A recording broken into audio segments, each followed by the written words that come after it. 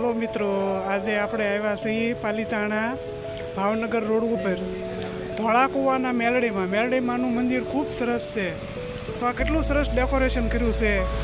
દર્શન કરવા આવવાનું આપણને નો મન થતું હોય તો થાય એમ થાય કે નવરાત્રિમાં તો અહીંયા જ આખો દિવસ બેઠા રહી.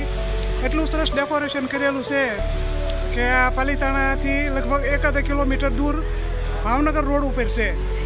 તો સરસ મજાનું મેલડીમાંનું મંદિર. તમે જો ભાવનગરથી પાલીતાણા આવતા હો કે પાલીતાણાથી ભાવનગર જતા હોય તો આ મેલડીમાંના મંદિરે અવશ્ય દર્શન કરવા આવજો. એમાં નવરાત્રિમાં ખાસ લાવો છે દર્શન કરવાનો કે મેલડીમાંના દર્શનથી આપણે પાવન થઈ જઈએ છીએ. તો સરસ મજાના મેલડીમાંના દર્શન કરવા એક વખત ખાસ મુલાકાત લ્યો અને દર્શન કરીને પાવન થાવ.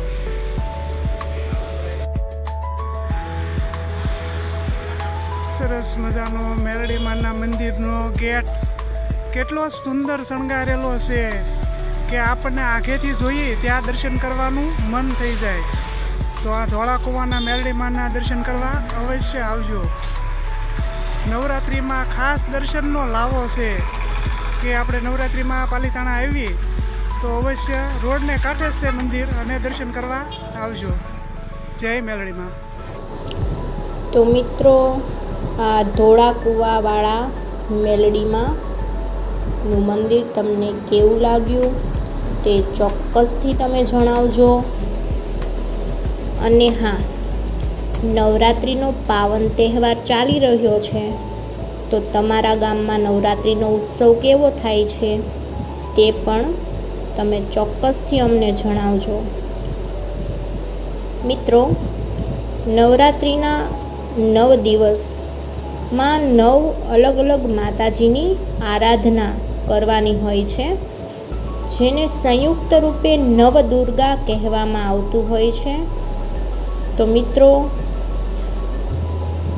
આ નવદુર્ગા માના આપ સૌ વ્યુઅર્સ અને સબસ્ક્રાઈબર્સ મિત્રોને ખૂબ ખૂબ આશીર્વાદ મળે તેવી માં ભગવતીના ચરણોમાં પ્રાર્થના. મિત્રો, તમારા ગામમાં કયું માતાજીનું મંદિર ખૂબ સુંદર છે, જોવાલાયક છે, તે તમે અમને કોમેન્ટ સેક્શનમાં ચોક્કસથી જણાવજો, જેથી કરીને અમે લોકો અનુકૂળતાએ તમારા ગામના એ માતાજીના મંદિરની ચોક્કસથી મુલાકાત લઈશું અને આપણા તમામ દર્શક મિત્રોને તમારા ગામના એ મંદિરના દર્શન કરાવીશું. મિત્રો, આ નવલા નોરતાની સિઝનમાં વરસાદની સિઝન પણ ભેગી જોવા મળે છે. તો આગળના 2 નોરતામાં તમારે ત્યાં વરસાદ આવ્યો હતો કે કેમ? તમને ગરબા રમવાની મજા આવે છે કે કેમ? એ બધું જ તમે ચોક્કસથી અમને કોમેન્ટ સેક્શનમાં જણાવશો, જેથી કરીને અમને પણ ખ્યાલ પડે કે અમારા વ્યુઅર્સ કયા ગામના છે અને ત્યાં નવરાત્રિનો માહોલ કેવો છે.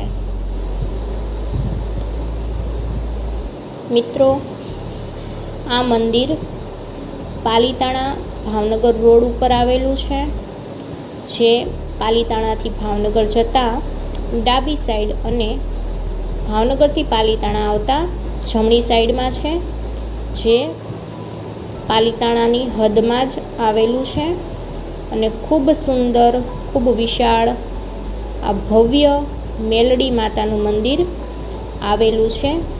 મિત્રો, આ મંદિરે દર રવિવારે અને મંગળવારે તો જાણે મોટો મેળો હોય તેવો માહોલ સર્જાય છે.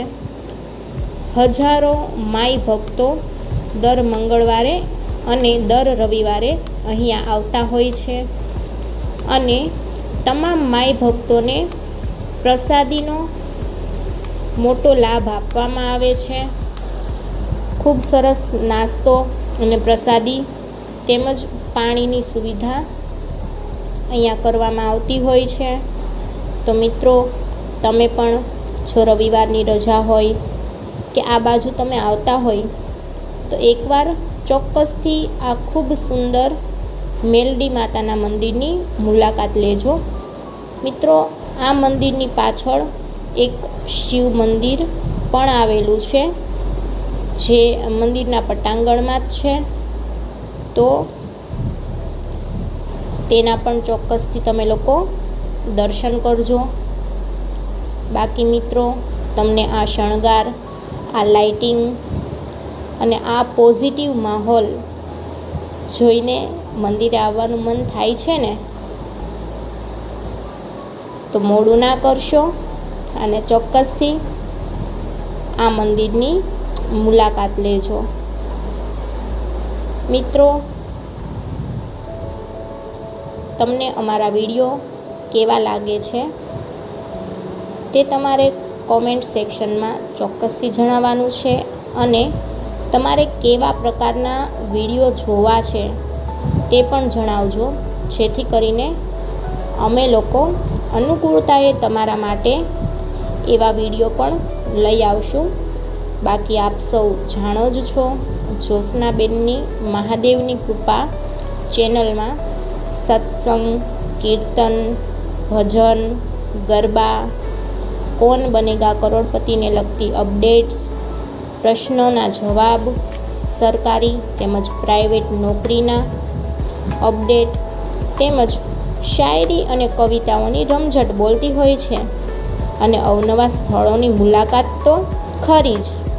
તો મિત્રો, તમે લોકો જો ચેનલમાં નવા હોય ને તો આપણી યુટ્યુબ ચેનલને ચોક્કસથી સબસ્ક્રાઈબનું બટન દબાવી દેજો, અને બાજુમાં આપેલા બેલ આઇકનને પણ દબાવી દેજો. આ બધું જ ફ્રીમાં છે, અને તમારા માય ભક્તો કે જેઓ માતાજીમાં ખૂબ માને છે તે લોકોને ચોક્કસથી આ વિડીયો શેર કરી દેજો, જેથી કરીને તે લોકો પણ મેરડી માના આશીર્વાદ ઘરે બેઠા જ લઈ શકે. તો મળીએ મિત્રો નેક્સ્ટ વિડીયોમાં. ત્યાં સુધી અમને રજા આપો, અને હા, શેર કરી દેજો હો. જય માતાજી.